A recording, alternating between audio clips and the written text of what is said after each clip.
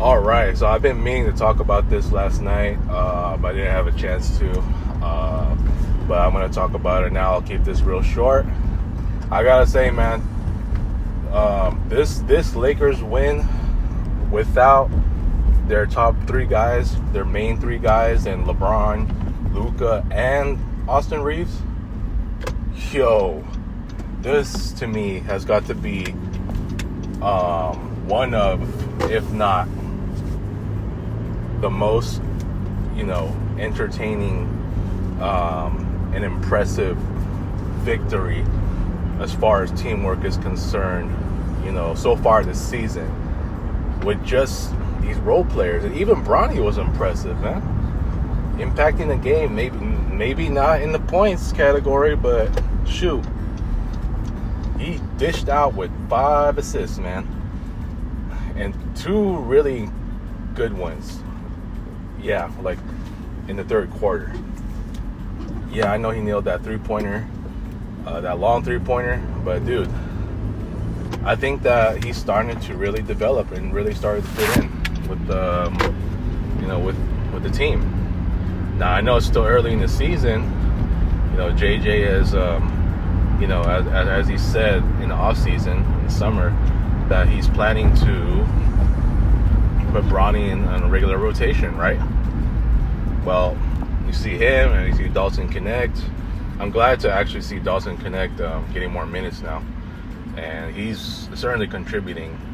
He may not still find he may still not find his rhythm from 3. I know that's his forte, like Steph, but eventually he'll get back to that. But I gotta tell you, dude, the X factor of that game was Nick Smith Jr. He's the guy that's in the preseason was, as I thought, has made about a few threes here and there. So I thought he might have been a 3-point shooter. Well, guess what? He had that Klay Thompson-esque performance last night, shooting 5 out of 6 from 3-point land. You can argue Steph Curry-esque or Klay Thompson-esque. It's a Splash Brother-esque performance. Yeah, he was feeling it, man.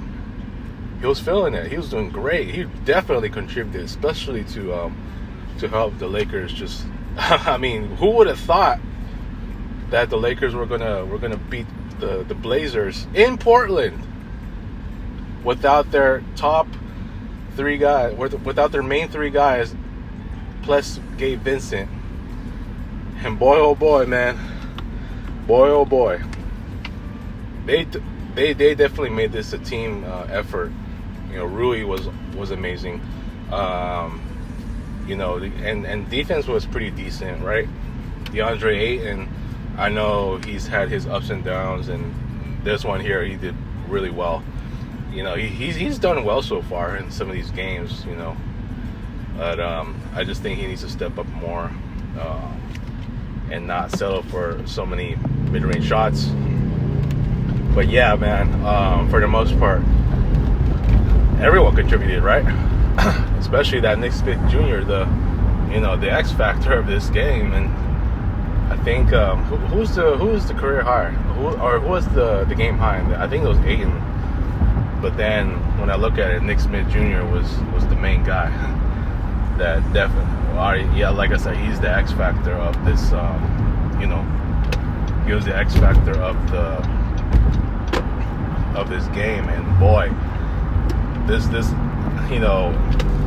shorthanded Lakers squad definitely made a payback win, because they did like late in the fourth, they did lead in double digits, just like the Blazers did back in Staples Center last week on Monday, and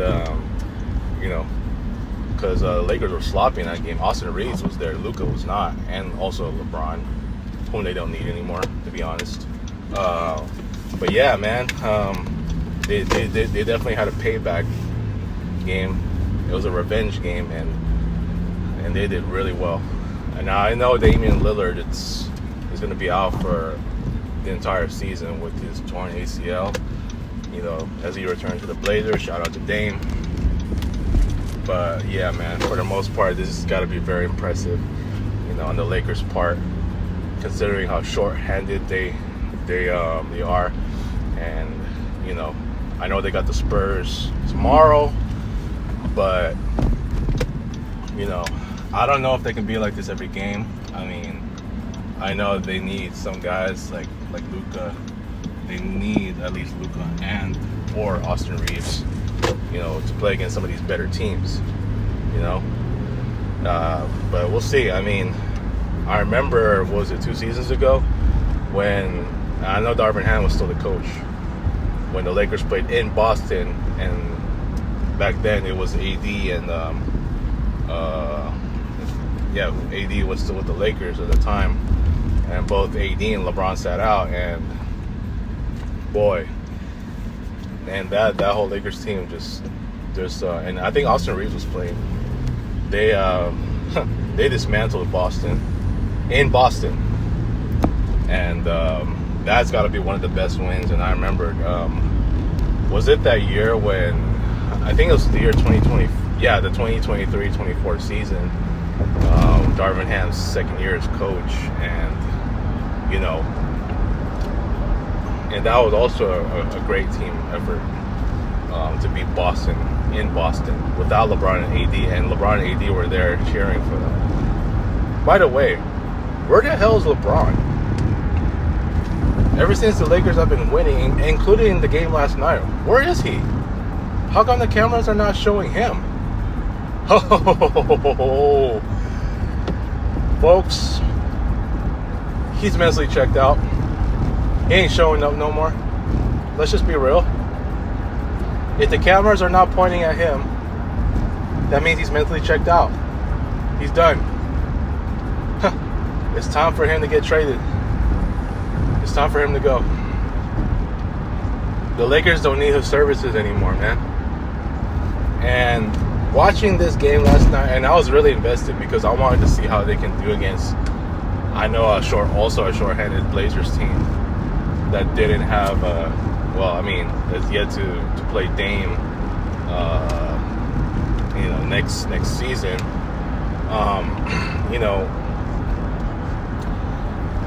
It really got me to really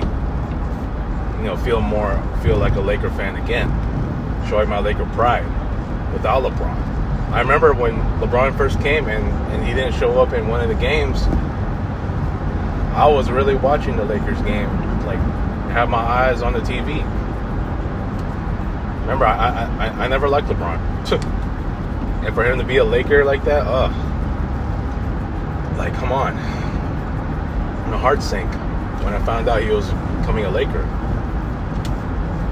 But I still had to watch anyway, And now, seeing this team without him, as I've been watching, boy, I really start to feel like I'm a Laker fan again, man. I mean, just a proud Laker fan, once again. Bleeding purple and gold. I know there's still Steph Curry and the Warriors, but, I've been a long-time Laker fan, and I'm going back to it again because they're playing like a much better team. Especially with Austin Reaves getting his shine without LeBron, and also Luka getting his shine without LeBron as well. So you got these lethal scorers, and you got a great bench too. Their depth. I mean, I'm trying to remember the last time the Lakers had the best bench.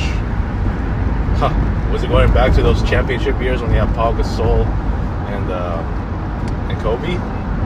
I mean, damn. Oh yeah, or the 2020 Lakers. They had Alex Caruso and Dwight Howard, JaVale McGee, Danny Green. You know what I'm saying? Yeah, they had a solid bench that time. Oh yeah, Rajon Rondo, obviously.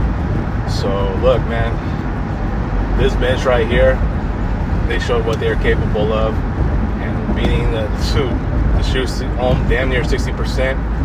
Yo, this team's been averaging well over 50% for the field, through, what is it now, 8 games? It's amazing, man. It's amazing what I'm seeing, especially last night when being down by 13 against Portland, and we thought, oh my God, I didn't want to give up, and it's like part of me wanted to give up, because I wanted to roast Adam Silver on this whole load management thing, but it's a good thing that I stayed in, and they made it a close game, right? And right now they're actually 4-0 on the road, 4-0, man. That's amazing. And they got a road trip coming up. I think it's a 5-game road trip in the East Coast. Well, I mean, somewhere in the East Coast. They had a couple games in the East, and then next Wednesday they're going to Oklahoma, right? So I think the Lakers are fine where they are, man. This only goes to further show that they don't need LeBron, and I just hope it gets to a point where he's gonna finally do his farewell tour. Now, will it happen during this season? I hope. I doubt it though, but we'll see. So yeah, man.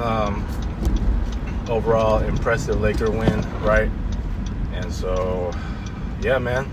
That's all I gotta say, dude. It's I hope they can keep this up, and hopefully they can continue this run. I know they were 10-4 to start last year with LeBron playing a majority of those games, but let's just see how he's doing it. And JJ is doing a great job coaching, man. I told you the common problem is LeBron. All right. Every time he's there, somebody else has to be a scapegoat. All right, well, enough of that. So hopefully they can keep this up, and let's see what they do against the Spurs, who are a much better team than they were last year now. Peace.